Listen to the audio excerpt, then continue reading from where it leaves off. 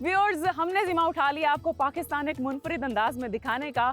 और हमने जब शुरुआत की थी शुमाली इलाका जात का हुस्न दिखाने की, तो हमने शुरुआत की थी मार्गला हिल्स से। फिर हम लोग पहुंचे हिमालयन फुट हिल्स। उसके बाद करते करते मैंने आपको मलका कौसार मरी का हुस्न दिखाया और साथ ही साथ गलियात दिखाए एक मुनफरिद अंदाज में। वहां पर ना सिर्फ सरसब्ज जंगलात की सैर करवाई, बल्कि बर्फ से ढकी हुई चोटियों का भी हुस्न दिखाया। और सफर करते करते मैं पहुंच चुकी हूं, आज कोहाला ब्रिज पर मौजूद हूं। और अगर इस ब्रिज की बात करें तो इसको कहा जाता है गेटवे ऑफ कश्मीर, यानी कि हम दाखिल होने वाले हैं जन्नत नज़ीर वादी कश्मीर में। तो अगर इस खित्ते की तारीख की बात करें तो यहाँ से बड़ी बड़ी तहजीबों का गुजर हुआ है, जैसे कि गुनंदा खानदान, पांडु, मौर्य, कुशान, फिर कारकोटा खानदान, उसके अलावा सुल्तान। और अगर देखा जाए तो मुगलों का पसंदीदा खित्ता रह चुका है ये। उन्होंने तो इसको बागे खास का नाम भी दे दिया था। और उसके बाद फिर क्या हुआ, यहाँ पर आना हुआ चक खानदानों का, फिर उसके अलावा यहाँ पर अफगानों का आना हुआ, यहाँ पर उन्होंने हुकूमत की। उसके साथ ही साथ फिर महाराजा रंजीत सिंह कहाँ ठहरते हैं, वो तो आपको हर खित्ते में नजर आएंगे। यहाँ पर आए महाराजा रंजीत सिंह, उसके बाद डोगरा खानदान का डंका बजा यहाँ पर। और अगर इस खित्ते को देखा जाए, कहा जाता है एशिया का स्विट्जरलैंड। तो बस अब हम भी आपको दिखाएंगे कश्मीर एक मुनफरिद अंदाज में, और आगाज हम कर रहे हैं मुजफ्फराबाद से। तो मेरा साथ दीजिएगा इस खूबसूरत हुस्न को एक्सप्लोर करने में। आइए मेरे साथ।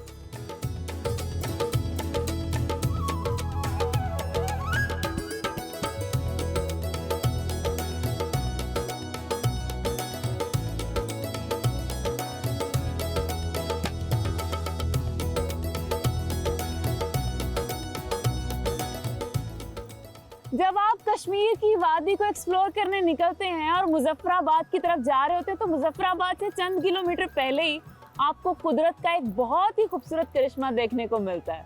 यानी कि एक यहाँ पर बहुत ही खूबसूरत नेचुरल वाटरफॉल है जिसको कश्मीर आबशार कहा जाता है। और इस वक्त मैं वहीं जा रही हूँ।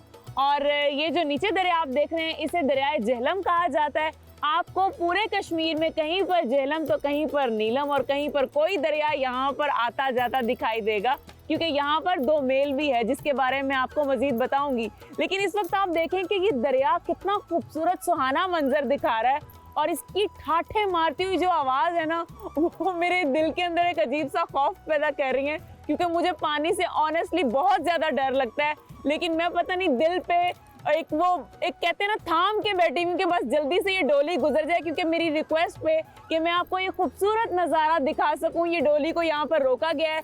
अब हम जाएंगे आबशार कश्मीर की तरफ और फिर मैं आपको दिखाऊंगी कि वो कितनी खूबसूरत है। आइए मेरे साथ।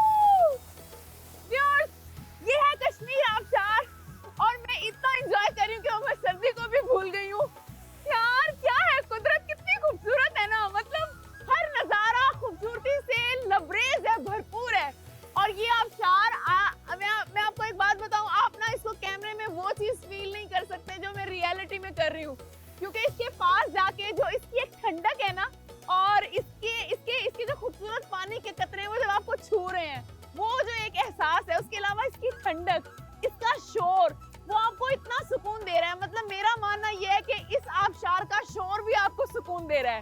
तो ये है कश्मीर आबशार, जो आप मुजफ्फराबाद जाते हुए पहला ही पॉइंट है वो देखेंगे। और ये कुदरत के हसीन नज़ारे अभी आपको और बहुत से दिखाने हैं। तब तक आप ये खूबसूरत नज़ारा व्यू करें, मैं दोबारा वापस जा रही हूँ।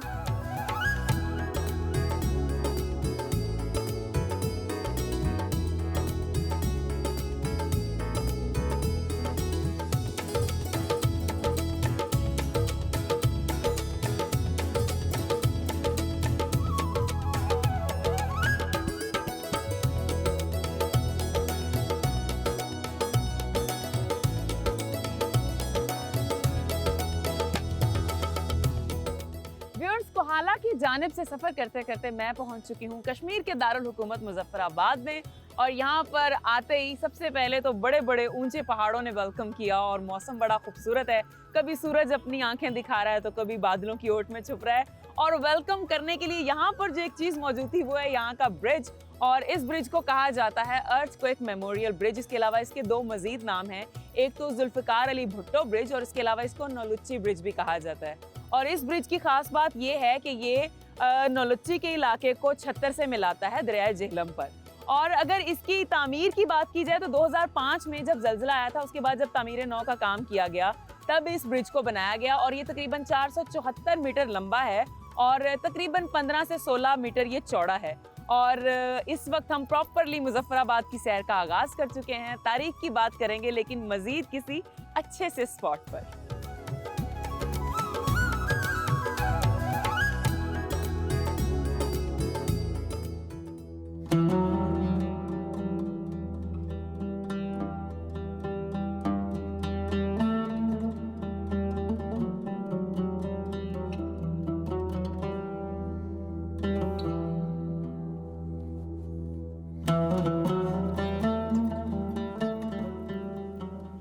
नाज़रीन, अगर मुजफ्फराबाद की तारीख की बात करें तो ये खित्ता बहुत ही तारीखी है और इस वक्त मैं जिस इंसान के मकबरे पर मौजूद हूँ, इस इंसान का इस खित्ते की बुनियाद में बड़ा हाथ है। सुल्तान मुजफ्फर खान, जिन्होंने 1646 में इस खित्ते को आबाद किया। इस खित्ते की तारीख की बात करें तो इसे पुराने ज़मानों में, माजी की तारीखों में बड़े डिफरेंट नामों से याद किया जाता था, जैसे कि उदभंडा, उसारा और चक्री बहक वगैरह। और इसका जिक्र, इसके पुराने नामों का जिक्र जो वर्ल्ड फेमस चाइनीज ट्रैवलर है ह्योन सॉन्ग, उसके सफ़रनामों में भी मिलता है, जो 631 ईस्वी में मुजफ्फराबाद से बारामूला घाटी से होता हुआ उदभंडा के रास्ते हिंदुस्तान में दाखिल हुआ था। और फिर 633 ईस्वी में यहाँ पर हिंदू शाहियों ने कब्जा किया और हिंदू शाही खानदान का ये मुजफ्फराबाद एक उदभंडा जो था वो एक दारुल हुकूमत था। उसके बाद फिर यहाँ पर सुल्तान मुजफ्फर खान ने इस खित्ते की प्रॉपरली बुनियाद रखी। सुल्तान मुजफ्फर खान जो थे वो बंबा कबीले के सरदार थे। फिर उनके बाद मुगलों का यहाँ पर आना हुआ। मुगलों के बाद यहाँ पर सिखों ने कब्जा किया। सिखों के बाद यहाँ पर ईस्ट इंडिया कंपनी ने बसेरा कर लिया और इस तरह से ये खित्ता मुख्तलिफ हुक्मरानों के ज़ेर असर रहा। और अगर देखा जाए रियासत कश्मीर जो है वो बहुत ही तारीखी है और जो मुजफ्फराबाद है ये बहुत ही तारीखी अहमियत का हामिल है। और रियासत कश्मीर का ये कसीरुल नस्ल और कसीरुल मजहबी हिस्सा समझा जाता है।